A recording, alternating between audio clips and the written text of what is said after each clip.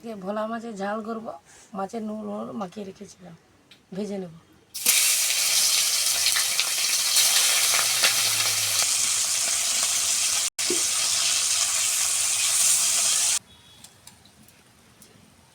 মাছগুলো ভেজে নিয়েছি, এবারে মাছের ঝাল করব। 5 ফোড়ন, পেঁয়াজ বাটা, লঙ্কা বাটা,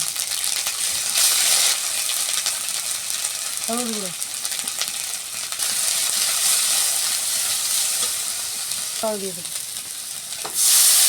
মাছ ভাজাগুলো দিয়ে দেবো। এবারে নুনটা দিয়ে দেবো, জিরে বাটা, জিরে ধনে বাটা,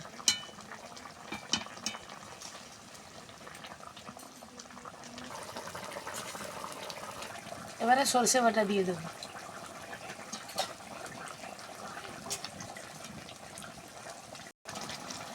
এবারে মাছের ঝালে উপর দিয়ে কাঁচা সরষের তেল ছড়িয়ে দেবো।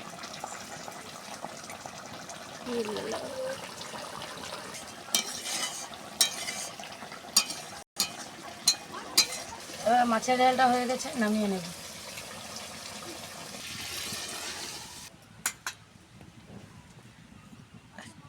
বিভিন্ন রকমের মাছ দিয়ে মাছের ঝাল করেছি, কত সুন্দর হয়েছে দেখুন।